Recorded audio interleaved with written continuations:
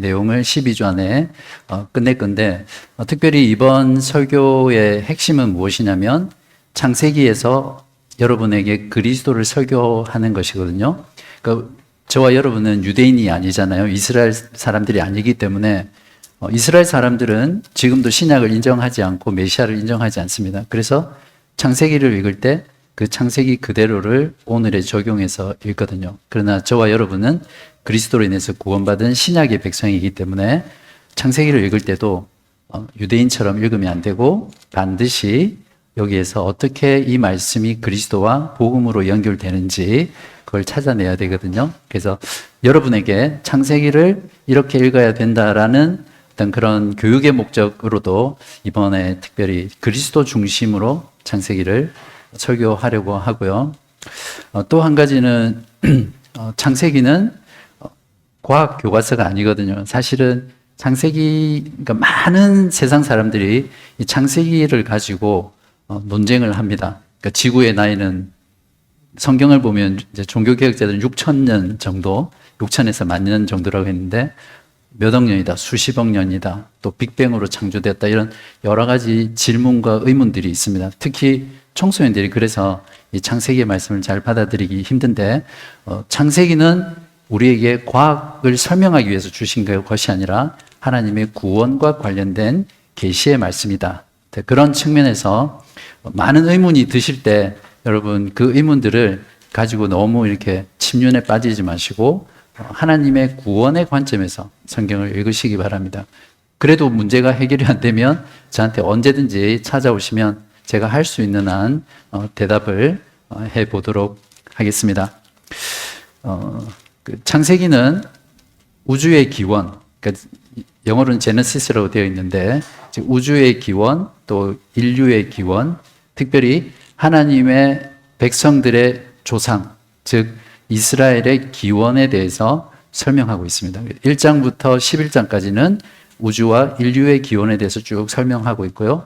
12장부터는 아브라함을 불러서 처음 하나님의 백성, 하나님의 교회가 어떻게 시작하는지를 구약 처음부터 그 기원을 우리에게 보여줍니다. 그래서 12장부터 50장까지 긴 내용이 이스라엘 족장의 기원을 우리에게 설명을 해줍니다. 그래서 여러분이 좀 큰 그림을 이해하시면 좀 더 창세기를 쉽게 받아들일 수 있을 것입니다. 또 한 가지 중요한 것은 무엇이냐면 하나님이 천지를 창조하실 때 이미 종말의 완전한 계획을 가지고 계셨습니다. 그래서 이것을 종말이 창조와 구원을 앞선다, 그렇게 표현을 하거든요. 그래서 태초에 하나님이 천지를 창조하시느니라 라고 했던 이전에 이미 하나님은 종말과 새로운 하늘, 새 땅, 새 창조를 계획 속에 가지고 계셨습니다. 그래서 여러분 데칼코마니 아시죠? 미술 시간에 데칼코마니 한쪽에 물감 막 칠해서 반으로 딱 접으면 반대편에 똑같은 게 찍혀 나오잖아요. 그래서 성경은 데칼코마니입니다. 창세기를 이렇게 펴서 보면 딱 접으면 가장 나중에 요한계시록은 새 창조로 끝나거든요. 그러니까 천지를 창조하시고 그 성경의 마지막은 새 하늘과 새 땅, 그리고 회복된 에덴 동산으로 끝이 납니다. 그래서 이게 대칭 구조를 가지고 있거든요. 그래서 이런 부분을 우리가 알고 창세기를 보면 하나님이 참 놀라우신 분이다, 이런 것들을 알 수 있습니다. 지금 제가 창세기 개요에 대해서 잠깐 설명을 드리거든요. 첫 시간이니까. 창세기의 저자는 누구입니까? 네, 모세. 전통적으로 이제 모세가 창세기부터 신명기까지 모세오경을 지었다라고 보고 있습니다. 그래서 그 저작 시기는 모세가 시내산에서 하나님께 십계명을 받잖아요. 그리고 율법을 받고, 그리고 어디서 죽냐면 느보산이라는 곳에서 죽습니다. 민수기에 보면 나오는데 신명기에 나오죠. 그래서 시내산에서 느보산 이 사이에 어느 시점인가 썼을 것이다, 이렇게 보고 있습니다. BC 한 1400년에서 1500년 경으로 보는데요. 더 많은 학자들은 출애굽한 광야 1세대보다, 광야 1세대가 하나님께 불순종하고 광야에서 다 죽고 나서 2세대가 가나안 땅으로 들어가잖아요. 그래서 가나안 땅에 들어가기 전에 요단강 앞에 모압 평지에서 모세가 설교를 합니다. 그 내용이 신명기인데요. 바로 그 광야 2세대들에게 하나님의 창조와 하나님이 누구이시며 이방신이 어떤 것인지를 가르치기 위해서 약속의 땅에 들어가기 전에 그들을 위로하고 두려움을 없애주기 위해서 이 창세기를 썼다. 이렇게 보통 오늘날 많은 학자들은 보고 있습니다. 저도 여기에 동의하고요. 이런 배경 속에서 우리가 창세기를 읽으면 우리가 창세기를 더 잘 이해할 수 있고요. 마지막으로 우리가 창세기를 읽을 때 지금 현대 AI가 초스피드로 발달하는 이 시대에 우리의 관점으로 창세기를 보시면 안 되고요. 먼저 아까 말씀드렸던 광야 2세대들이 이 말씀을 들었을 때 어떻게 받아들였을까? 여기에서 먼저 창세기를 이해하고 그 다음에 복음을 통해서 우리에게 적용을 하는, 그렇게 하셔야 창세기를 진짜 저자가 의도한 대로 읽을 수 있습니다. 네. 개론이 좀 길었습니까? 네. 제가 기도하고 오늘 본문 설교를 하도록 하겠습니다. 하나님 아버지 감사합니다. 저희들에게 모세를 통해서 창세기를 남겨주셔서 감사합니다. 이 계시의 말씀을 통해서 우리가 하나님이 누구이시며 또 우리는 어떤 존재이며 또 우리가 어디로 가야 할지를 너무나 분명하고 선명하게 보여주셔서 감사합니다. 우리가 이 말씀으로 은혜를 받게 하시고 오늘을 살아가는 힘과 지혜와 능력과 소망이 되게 하여 주시기를 우리 주 예수 그리스도의 이름으로 간절히 기도합니다. 아멘. 네, 한국 사회에 하나님이 없다고 확실하게 믿는 사람들이 대략 30% 정도라고 합니다. 그러니까 종교가 없는 사람들은 50%에서 60%입니다. 점점 지금 무신론의 시대이기 때문에 이 수치가 올라가거든요.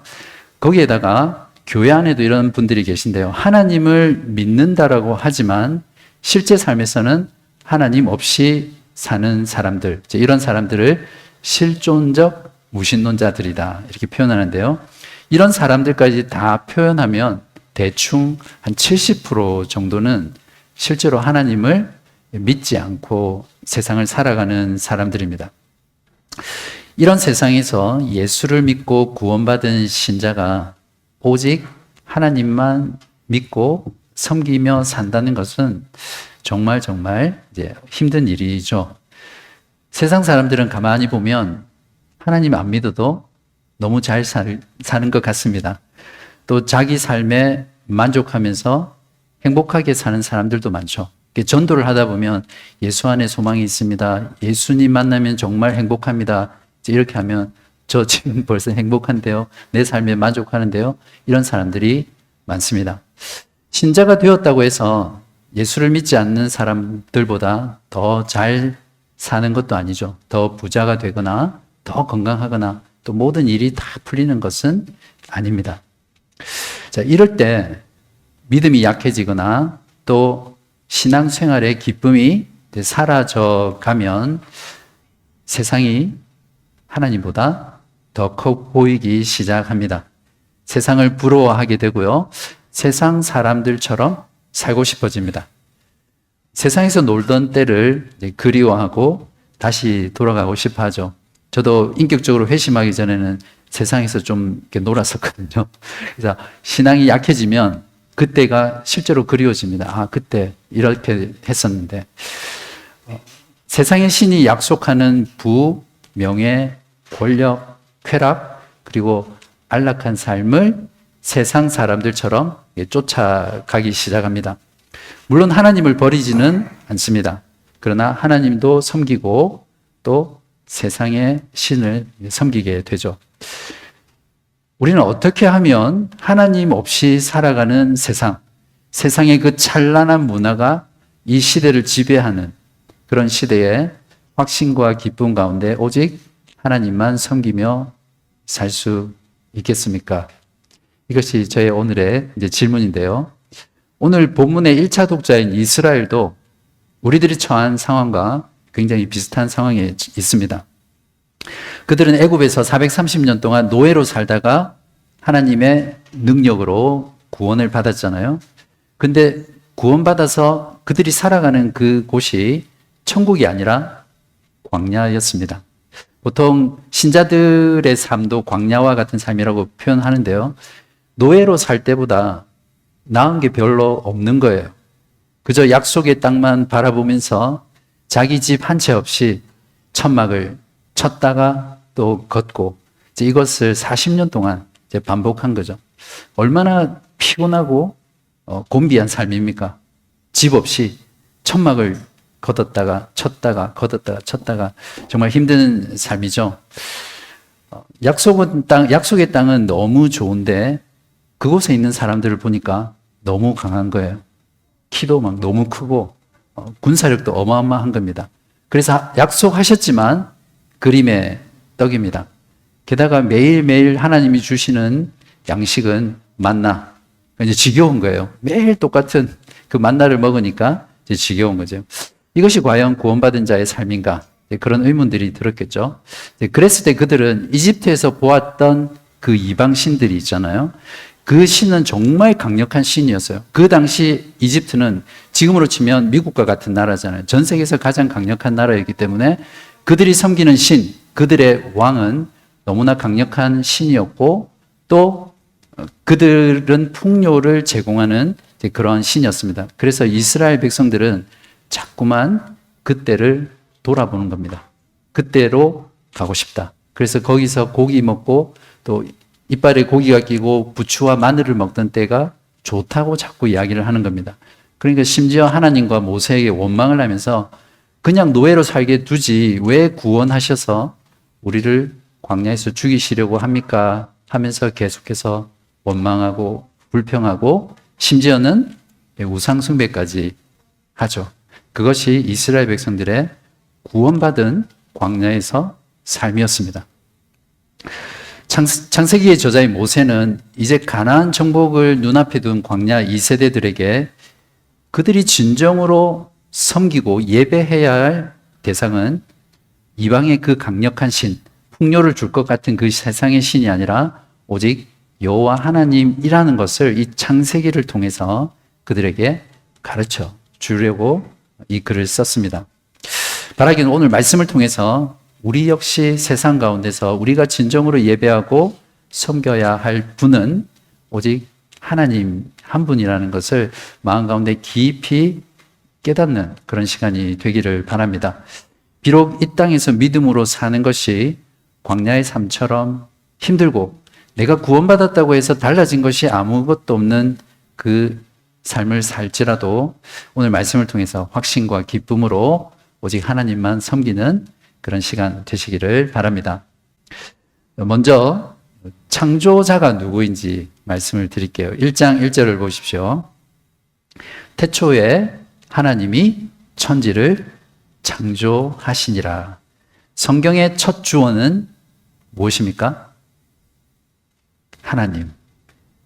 오늘 본문에서 하나님이 주어로 쓰인 횟수가 찾아보면 총 35번 나옵니다. 하나님이 보시기에 좋았더라가 7번 나오고요.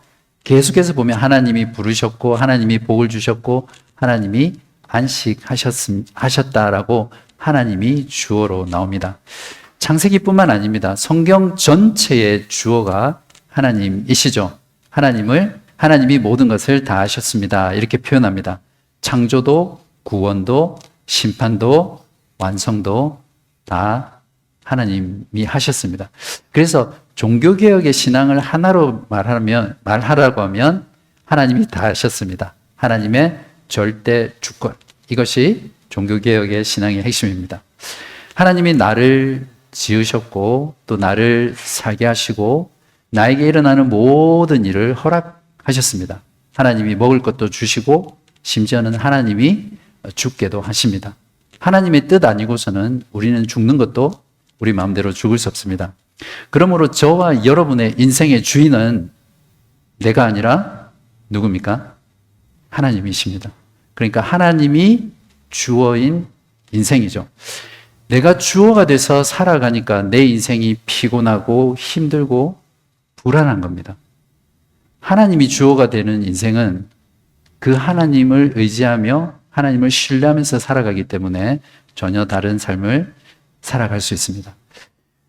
하나님이 주어가 되는 인생, 그 하나님께 여러분의 인생을 맡기시고 하나님 안에서 풍성한 삶을 살아가는 여러분 되시기를 축원합니다.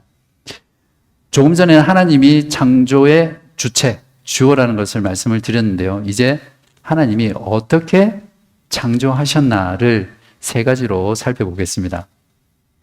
첫째로 하나님은 권능의 말씀으로 창조하셨습니다. 우리는 1장의 창조의 기사에서 이게 전체 문장을 잘 분석을 해보면 창조의 패턴이 있다는 것을 알 수 있는데요.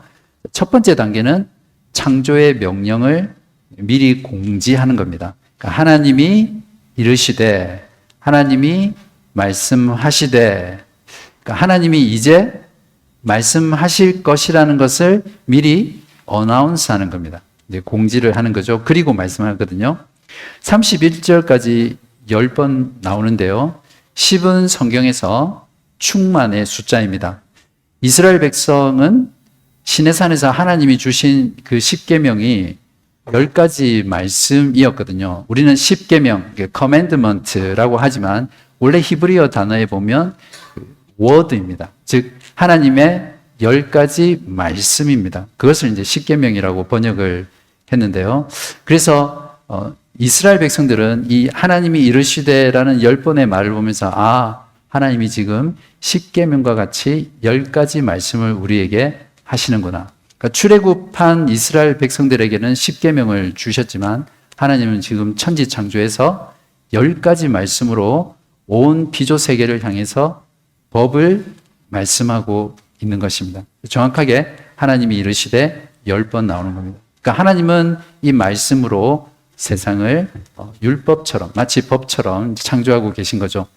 자, 두 번째 단계가 이제 실제 하나님의 말씀인 명령인데요. 쭉 보시면 있으라, 나뉘라, 드러나라, 내라, 비추라, 하라. 이렇게 명령이 나옵니다. 하나님이 이르시되 그 다음에 명령이 나옵니다. 그리고 나서 3단계가 그 명령에 모든 피조 세계가 즉각적으로 순종을 합니다. 그래서 그대로 되니라. 이것이 계속해서 반복이 되거든요. 하나님이 이렇게 말씀하시면 모든 것은 즉각적으로 말씀에 순종합니다. 창세기가 쓰여진 그 시대에는 왕의 말이 곧 법이었죠. 조선 시대 같은 사극을 봐도 그런 걸 잘 알 수 있는데 왕이 말을 하는 것은 그대로 이루어집니다. 하나님이 우주의 왕이시라는 것을 이 창세기 저자는 이 1장에서 정확하게 표현하고 있거든요. 우주의 왕이 말씀하시자 모든 피조물이 순종하고 왕의 말대로 다 이루어졌습니다. 그러므로 하나님은 우주를 창조하신 우주의 왕, 절대 주권자이십니다. 그러니까 모든 피조 세계의 주인도 하나님, 저와 여러분의 인생의 주인도 하나님이시라는 말이죠. 그리고 마지막으로 네 번째 단계가 하나님의 평가와 승인입니다. 그러니까 매일의 창조를 마친 후에 보시기에 좋았더라 이렇게 말씀하시고요. 6일째 모든 창조의 사역을 마친 뒤에는 어떻게 말씀하셨습니까? 한 단어가 더 붙죠. 보시기에 심히 좋았더라. It was very good. 하나님이 창조하신 모든 것들을 바라보면서 기뻐하셨고 또 만족하셨습니다. 오늘은 다루지 않겠지만 이것을 보고 하나님이 창조하신 목적은 자기의 영광을 위해서 창조하셨다. 이렇게 말합니다. 하나님의 모든 피조물 중에 유일하게 그대로 안 하더라라는 존재가 있습니다. 무엇입니까? 온 우주 만물은 이 말씀에 다 순종해요. 근데 그대로 안 하더라. 인간이 그렇게 했죠.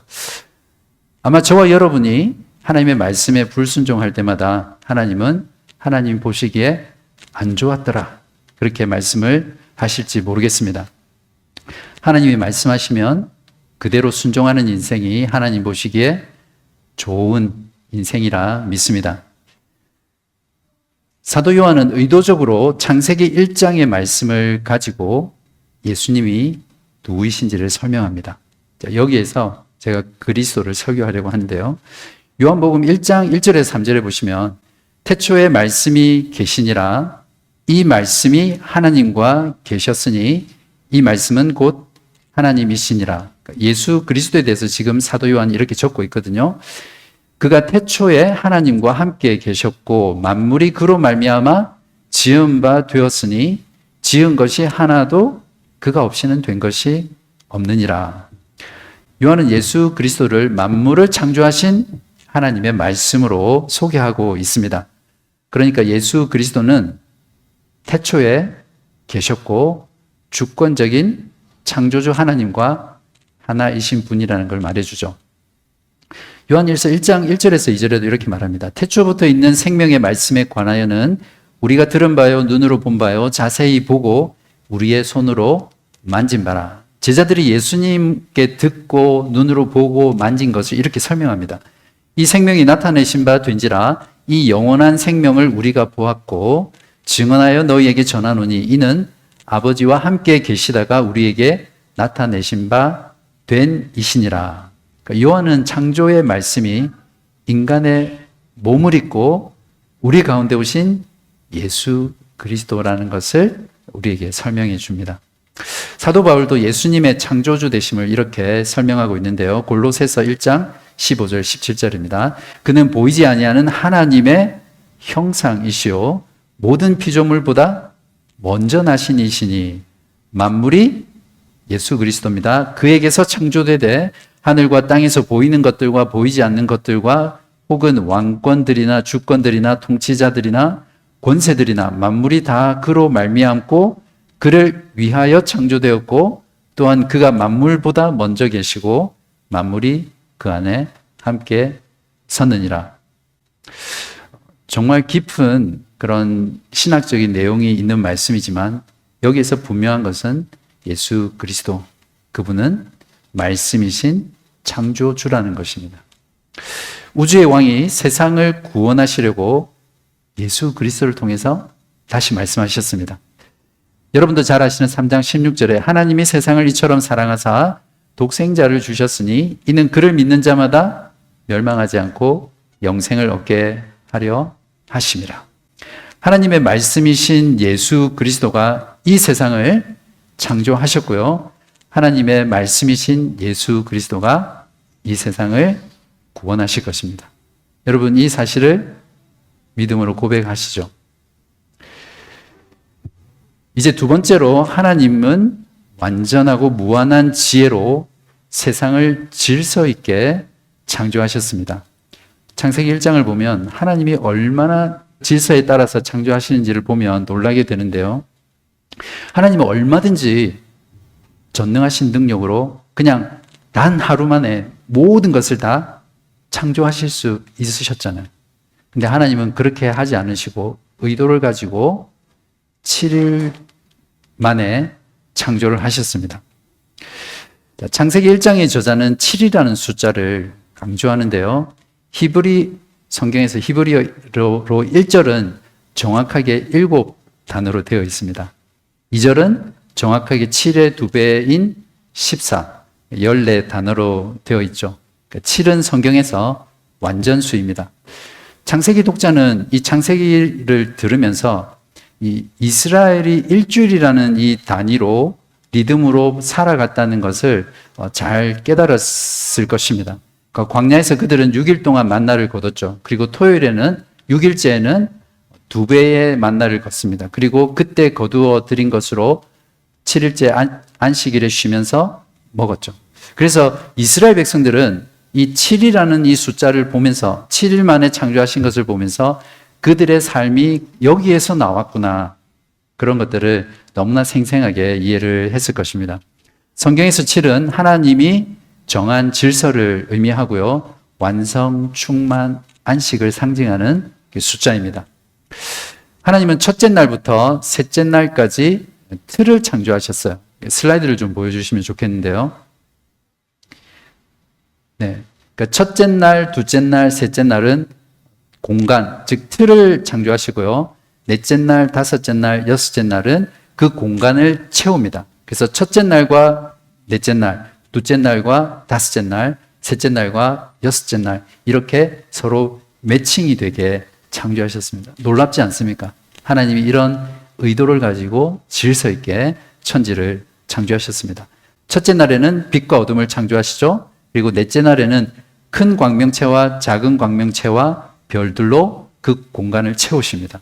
여기서 해와 달이라고 하지 않는 것을 주목해 보십시오. 그리고 둘째 날에는 하늘과 물, 그러니까 궁창과 궁창 위의 물, 궁창 아래의 물인데 궁창을 하늘이라고 했으니까 하늘과 물을 만드시고, 다섯째 날은 그 하늘과 그 물에 공중의 새와 바다의 생물로 채우십니다. 그리고 셋째 날에는 육지와 바다를 만드시고 육지에 채소와 또 풀과 또 과일 나무를 만드시죠. 이게 셋째 날이고, 여섯째 날은 이제 그 육지의 짐승과, 그러니까 육지의 생물과 또 마지막으로 인간을 그 공간에다가 채우십니다. 이스라엘이 노예 생활을 했던 이집트의 신은 해, 달, 소, 뱀, 개구리 같은 것들이었거든요. 그래서 창세기 저자는 의도적으로 해라는 말, 달이라는 말을 쓰지 않습니다. 그리고 짐승의 이름이 나와 있지 않습니다. 그냥 큰 광명체, 작은 광명체, 그리고 이 광명체도 해와 달도 첫째 날이 아니라 넷째 날에 창조했다고 기록하고 있습니다. 그래서 이스라엘 백성들이 너희들이 알고 있는 그 이방의 신들은 그냥 하나님에 의해서 피조된 한낱 피조물에 지나지 않아, 우상에 지나지 않아. 그러니까 너희들이 섬겨야 될 진짜 신은 창조주 하나님이라는 것을 가르치려고 이제 했던 것입니다. 자, 이처럼 하나님은 완전하고 무한한 지혜로 온 우주를 질서 있게 7일 만에 창조하셨습니다. 우주의 왕이신 예수님은 지혜의 원천이셨죠. 이십니다. 그러니까 예수님이 가는 곳마다 무너졌던 창조의 질서가 다시 제자리를 찾기 시작했습니다. 복음서를 보면 그런 내용들을 많이 발견할 수 있는데요.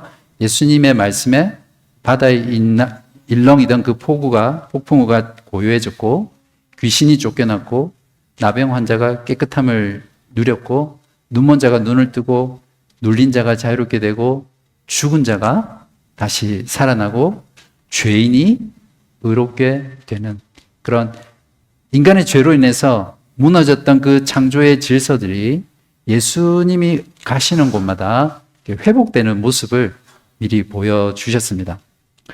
예수님이 다시 오실 때 그때 하나님의 창조 세계는 완전히 그 모든 질서가 회복될 것입니다. 에베소서 1장 10절에서 이렇게 말합니다. 하늘에 있는 것이나 땅에 있는 것이나 것이 다 그리스도 안에서 통일되게 하려 하심이라.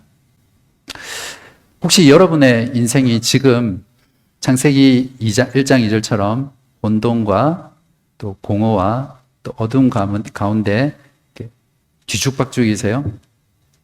그런 분 계시다면 예수님을 만나십시오. 여러분이 예수님을 만나면 여러분의 그 어둡고 혼란스럽고 허무한 그 마음이 다시 질서정연하게, 또 여러분의 삶이 질서 있게 회복되리라 믿습니다. 혹시 예수를 믿는데도 여전히 마음이 혼란스럽고 공허하고 어둡다면 저는 이렇게 기도하고 싶어요. 성령 하나님께서 여러분에게 예수 그리스도의 그 말씀의 빛을 비추어 주셔서 여러분의 삶이 다시 빛 가운데로, 진리 가운데로 또 충만한 인생으로 나오시기를 간절히 기도합니다. 세 번째로, 하나님은 인간을 중심으로 창조하셨습니다. 인간을 가장 마지막에 창조하셨죠. 그러니까 인간 앞에 창조한 모든 것은 인간이 거주할 생활 공간을 만들어 주신 겁니다. 그리고 실제로 가장 많은 분량을 할애해서 인간의 창조를 기록하고 있습니다. 하나님의 창조의 절정이 바로 인간이라는 것을 말해주는 거죠. 기가 막히지 않습니까? 인간이 원래 이렇게 하나님께 존귀한 존재입니다. 또한 하나님의 창조가 인간의 중심인 것은 오직 인간만이 하나님의 형상을 따라 창조되었다는 것입니다. 26절에서 28절을 보시기 바랍니다. 우리 이 구절은 같이 한번 큰 소리로 읽겠습니다. 시작. 하나님이 이르시되 우리의 형상을 따라 우리의 모양대로 우리가 사람을 만들고 그들로 바다의 물고기와 하늘의 새와 가축과 온 땅과 땅에 기는 모든 것을 다스리게 하자 하시고 하나님이 자기 형상 곧 하나님의 형상대로 사람을 창조하시되 남자와 여자를 창조하시고 하나님이 그들에게 복을 주시며 하나님이 그들에게 이르시되 생육하고 번성하여 땅에 충만하라 땅을 정복하라 바다의 물고기와 하늘의 새와 땅에 움직이는 모든 생물을 다스리라 하시니라. 인간 존재의 본질이 무엇인지를 우리에게 가르쳐 줍니다. 인간은 하나님의 형상을 따라 창조된 존재이고요. 하나님이 창조하신 그 왕국을 다스리라고 우리에게 위임하신 그 대리 통치자입니다. 그러니까 우리는 하나님께 위임받은 대리 통치자라는 것이 우리 인간의 본연의 모습입니다. 여기서 하나님의 형상을 따라 창조되었다는 것이 세 가지 의미가 있는데요. 첫 번째는 인간이 하나님을 닮았다는 겁니다. 지금 옆에 계신 분 얼굴을 한번 보십시오. 그러면 그 얼굴 속에 하나님의 형상이 담겨 있다는 말입니다. 여기 있는 아이들의 얼굴을 한번 잘 보십시오. 그리고 부모님 얼굴을 한번 보세요. 신기하게 너무 많이 닮아 있잖아요. 저는 저희 집 애들은 저하고 별로 안 닮았다고 사람들이 많이 그러시는데 저희 부모님이 막내가 태어났을 때 그 아기 때 모습을 보고 저한테 그러셨어요. 야, 진영이는 네 아기 때랑 똑같다. 이렇게 말씀하셨거든요. 물론 지금은 좀 많이 바뀌었지만 부모님 말씀은 정확하잖아요. 어쨌든 신기하게 닮습니다. 아빠가 팔자로 걷잖아요. 그러면 보세요. 그 아들도 팔자로 걸어요. 뭐 다 그런 건 아니겠지만 마찬가지로 우리가 하나님의 형상을 따라 창조되었기 때문에 인간의 모습 속에는 하나님의 닮은 모습이 있습니다. 어떤 것들이 있습니까? 인간은 지성, 감성, 의지를 가지고 있고요. 도덕적인 존재입니다. 진리를 갈구하고요. 아름다움, 또 선함을 추구합니다. 무엇보다 하나님을 닮아서 창조적인 일을 하죠. 예술을 합니다. 여러분, 소나 닭, 개 이런 것들이 예술을 한다는 거 들어보셨어요? 그림 그린다는 거 들어보셨어요? 근데 아이들은 신기하게도 식당 같은 데 가잖아요. 그냥 스케치북 주고 크레용만 주면 뭔가를 그리면서 조용히 있어요. 이제 그런 것들을 보시면 하나님을 닮았기 때문에 하나님의 형상을 가졌기 때문에 그렇구나. 우리가 이해를 할 수 있죠. 두 번째는 인간이 하나님의 형상을 따라 창조되었다는 것은 28절에 나와 있는 것처럼 하나님이 인간을 대표하는 존재라는 겁니다. 실제로 아담이 다음 시간에 다루겠지만 아담이 하나님을 대표하는 모든 인류의 대표자였거든요. 그리고 하나님의 왕국을 하나님이 창조하신 세상을 다스리는 대리 통치자입니다. 이것이 하나님의 형상을 따라 창조되었다는 뜻이고요. 세 번째로 인간이 하나님의 형상을 따라 창조되었다는 것은 너무너무 중요한데요. 인간만이 하나님과 교제하는 존재라는 것입니다. 왜냐하면 인간만이 하나님의 형상을 지니고 있기 때문에 하나님과 인간이 서로 인격적으로 교제를 할 수 있습니다. 이런 것들을 우리가 말씀을 통해서 본다면 우리 인간이 얼마나 놀라운 존재이며 영광스러운 존재입니까? 이것이 원래 하나님이 창조하신 인간의 본래의 모습이죠.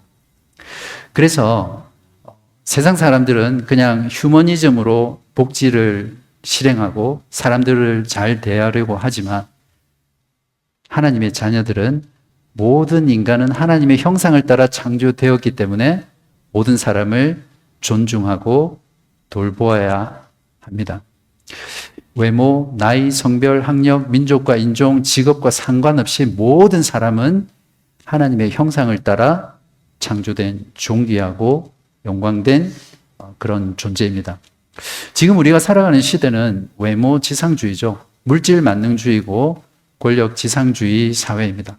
적어도 이런 사회에서 신자는 모든 사람들을 바라볼 때 하나님의 형상을 따라 창조된 존재로 보아야 합니다. 우리가 눈으로 보기에 정말 일그러지고 또 볼품없고 가진 것 없고 정말 낮은 자처럼 보이는 이 사람조차도 하나님의 형상을 따라 창조된 존귀한 사람이다 라는 마음으로 이 세상의 사람들을 대하시길 바랍니다.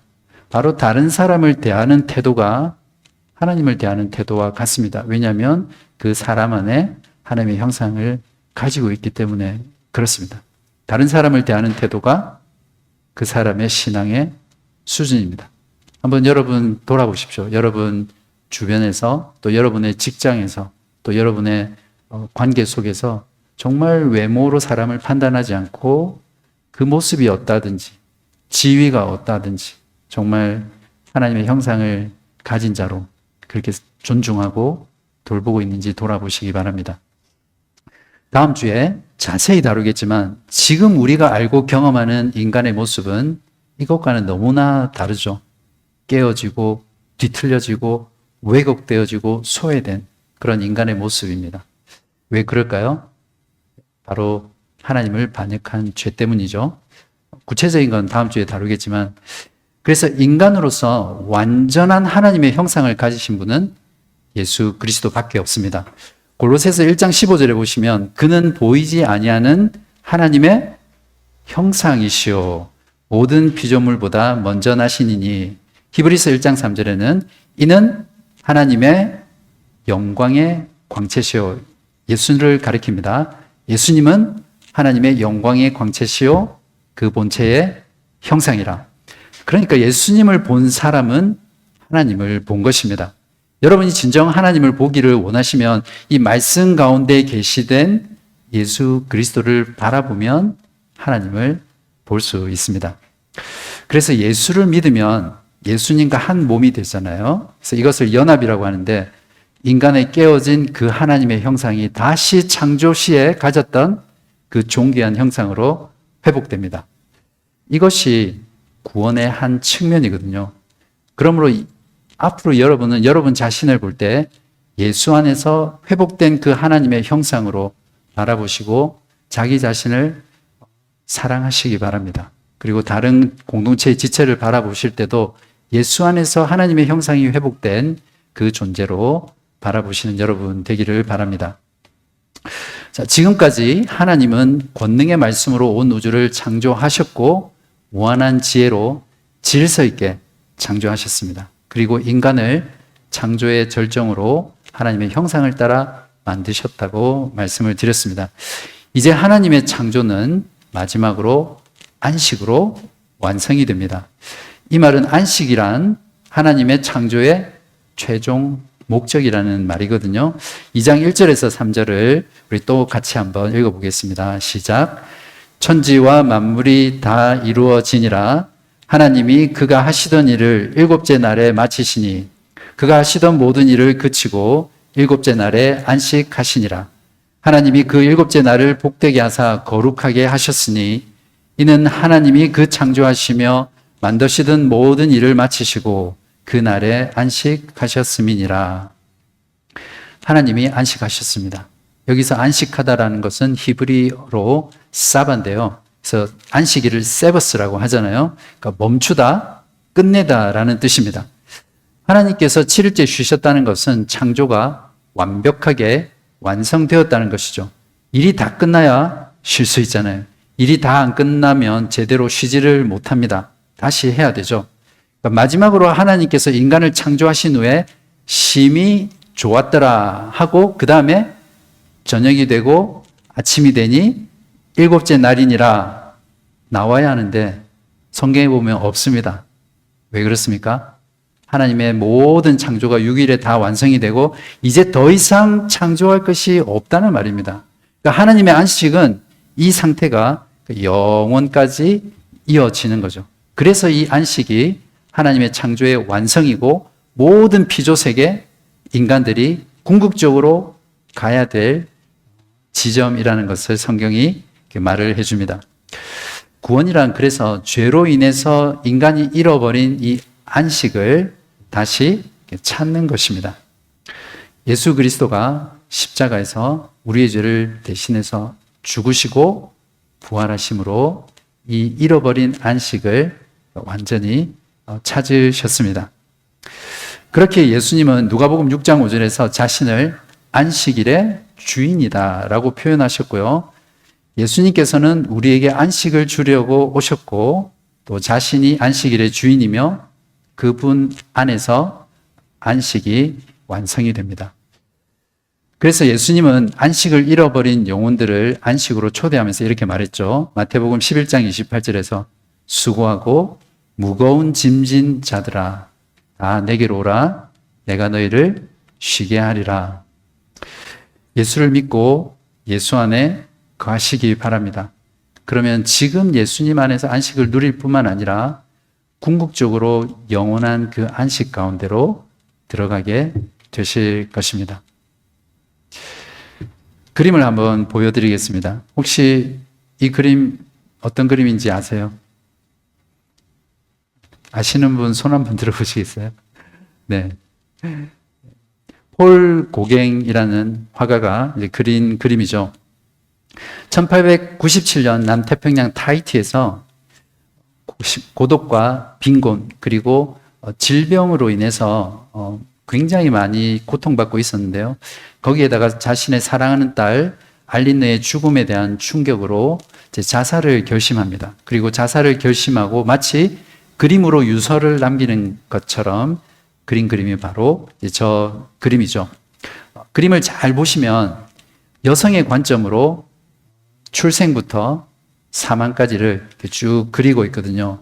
여러분 편에서 보면 오른쪽에 여성과 또 그 생명이 탄생한 모습이 있고요. 그다음에 중간에는 마치 에덴 동산을 상징하듯이 여성이 뭔가를 따고 있죠. 그러니까 일상을 그리고 있는 겁니다. 그리고 가장 왼쪽에 보시면 한 노파가 이제 허무와 절망 가운데 죽어가는 그런 모습을 그리고 있습니다. 화면에는 안 보이실 텐데요. 오른쪽 그 노란색 부분에 프랑스어로 글이 적혀 있습니다. 보이시는 분도 프랑스어로여서 아마 읽지는 못하실 건데 무슨 말이 적혀 있냐면 우리는 어디서 왔으며 우리는 무엇이고 우리는 어디로 가는가라고 적혀 있습니다. 결국 고갱의 그림이 말해주는 이 질문에 대한 답은 노답입니다. 온 것도 없고 아무것도 아니며 갈 곳도 없다라는 거죠. 하나님이 없는 자연인은 인생에 대한 해답 없이 폴 고갱이 그림에 표현한 것처럼 그냥 그렇게 노답으로 죽는 인생입니다. 그래서 인생이 혼돈스럽고 허무하고 어두운 것이죠. 여러분은 고갱이 물었던 이 질문에 이제 답하실 수 있습니까? 한번 답해 볼까요? 우리는 어디서 왔습니까? 하나님이 우리를 창조하셨고 모든 우주는 하나님의 창조에 의해서 존재했죠. 우리는 무엇입니까? 제가 많이 강조했지만 하나님의 형상을 따라 창조의 절정으로 창조된 그런 존재라는 거죠. 우리는 어디로 갑니까? 영원한 안식으로 향해서 가고 있습니다. 이 모든 것이 저와 여러분을 위해서 십자가에서 죽으신 예수 그리스도 그분을 통해서 성취되었고 누릴 수 있습니다. 이렇게 답이 있는 인생, 삶의 목적과 방향과 의미를 명확하게 알고 살아가는 인생이 정말 행복한 인생이죠. 세상이 하나님보다 커 보일 때 세상 사람들이 부럽고 세상에서 하나님을 섬기고 사는 것이 정말 힘들고 어려울 때, 회의가 찾아올 때 우리가 기억해야 될 하나님은 어떤 하나님이십니까? 우주의 왕 되신 창조의 하나님이십니다.